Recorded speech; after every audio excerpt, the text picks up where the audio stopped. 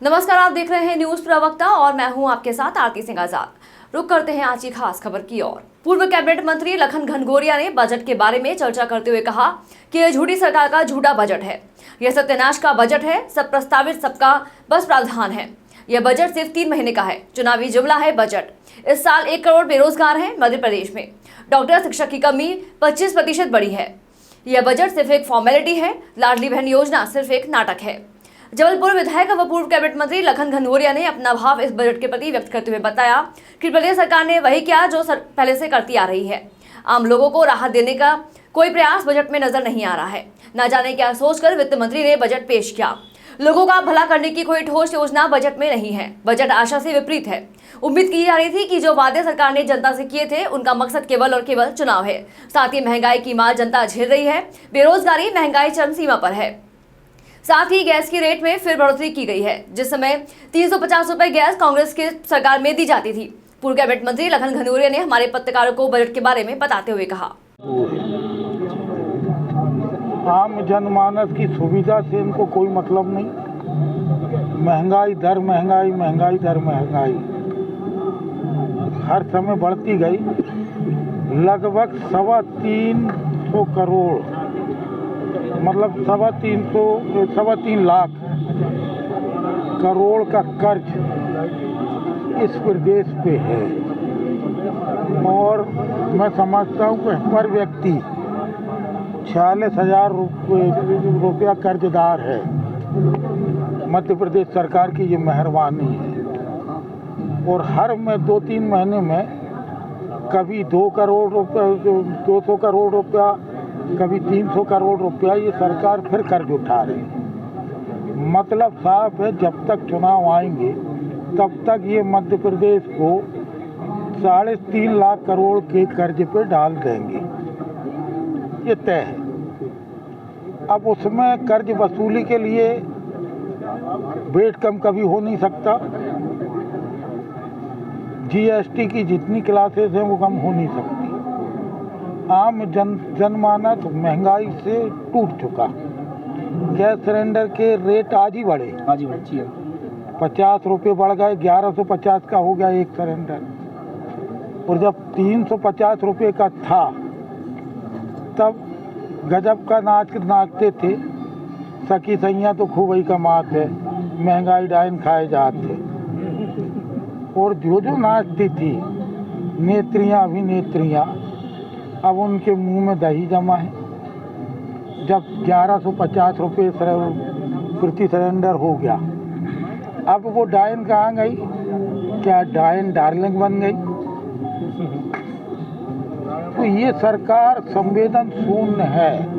Covid काल में आपदा में अफसर सरकार ने ढूंढा। रेमडेसिविर इंजेक्शन नकली चले, सबको मालूम। अस्पतालों ने लूटा है और कोविड माफिया पैदा हुए थे। 5 महीने का लॉकडाउन मध्य प्रदेश का वो वर्ग जो निम्न श्रेणी में आता है, मध्यम वर्गीय, वो अभी तक संभल नहीं पाया। ऊपर से महंगाई की मार और फिर वो बेरोजगारी की मार।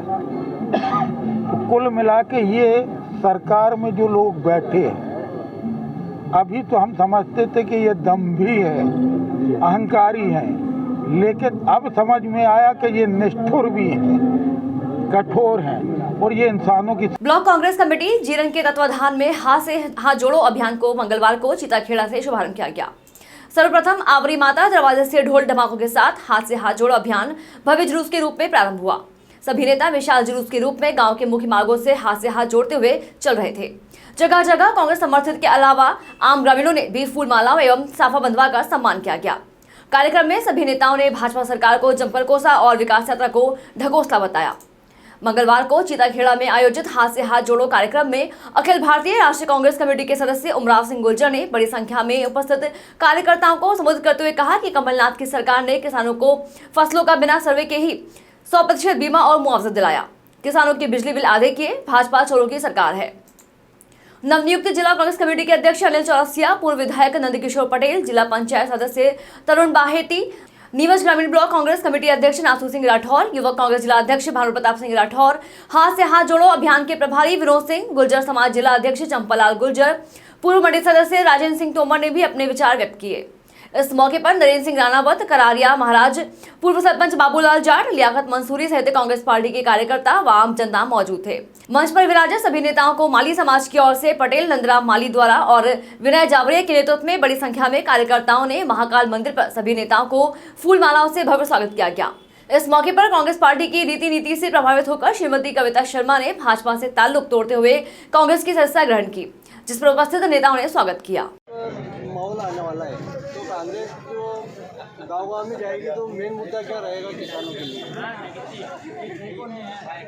देखो, लोग ये निर्णय कर चुके हैं कि आने वाली सरकार हम कांग्रेस की बनाएंगे, क्योंकि मतदाता अपने आप को ठगा सा महसूस कर रहा है कि खूब झूठ बोलते हैं, खूब आश्वासन देते हैं, खूब झूठे वादे करते हैं और चुनाव के बाद कभी नहीं आते हैं तो विकास यात्राएं, झूठी विकास यात्राएं निकालने आते हैं। तो कांग्रेस लोगों के बीच में जाएगी और आने वाले समय में ग्रामीण क्षेत्र के विकास के लिए, गांव के विकास के लिए कांग्रेस काम करेगी और इसी विश्वास के साथ गांव के लोग आने वाले समय में कांग्रेस को जिताएंगे। अगर जो गांव-गांव में विकास यात्रा निकाली जा रही है भाजपा सरकार के नुमाइंदों द्वारा, तो इसमें जो गांव-गांव में विरोध हो रहा है, तो ये विरोध नहीं हो इसके लिए पुलिस की संख्या बढ़ाई इन्होंने, तो जनता ने पुलिस के डर से विरोध नहीं किया।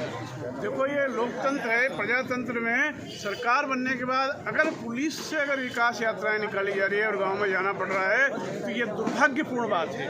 और मैं ये कहना चाहता हूँ इस अवसर पर, क्योंकि कांग्रेस की सरकार में जब बिना सर्वे के मुआवजा कमलनाथ जी ने बांटा, लेकिन इनकी सरकार ने न तो बीमा दिया है न मुआवजा दिया है किसानों को, इसलिए किसानों में बड़ा आक्रोश है और बड़े उद्योगपतियों का साथ देने वाली सरकार है। किसानों के साथ देने वाले नहीं है, न बिजली के बिलों में कर रहे हैं न किसानों के ऋण में कर रहे हैं।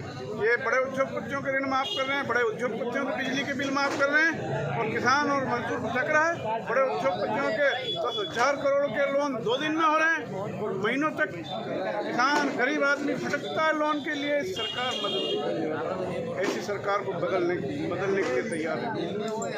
में लग जाते हैं तो आप जिलाध्यक्ष बने, मैं भी बचपन से देख रहा हूँ राजनीति में पूरी तरह सक्रिय हो, तो आप लगता है कि कांग्रेस सब नेता एक मंच में हो जाएंगे? देखिए, पिछली बातों को तो अपन भूल जाएं तो ज़्यादा अच्छा है, लेकिन इस बार कांग्रेस ने पहले ही डिक्लेयर कर दिया कि हमारा मुख्यमंत्री माननीय कमलनाथ जी होंगे और जब प्रदेश स्तर पर गुटबाजी खत्म हो गई तो निचले स्तर पर गुटबाजी रहेगी नहीं और एक ही व्यक्ति चुनाव लड़ेगा। मैं गारंटी के साथ कह रहा हूँ कि इस बार एक भी निर्दलीय चुनाव नहीं लड़ेगा। जो भाजपा द्वारा विकास यात्रा निकाली गई तो गाँव-गाँव में विरोध हुआ, तो इन्होंने पुलिस की संख्या बढ़ाई, तो जिससे डर के मारे गाँव वाले विरोध नहीं कर सके। इसमें अस्थायी का भाई आप देख लो कि ठेकले लगा रहे हैं जगह जगह और एक ही रोड का 4-4 5 बार। किसानों के लिए क्या करेंगे, क्या मुद्दा रहेगा चुनाव में? किसान कांग्रेस के लिए मुद्दा नहीं है। कांग्रेस हमेशा किसानों के हित में लगातार काम करती आई है। आज तक का इतिहास उठा के देख लो, जो भी किसानों के हित में निर्णय हुए कांग्रेस सरकार में ही हुए।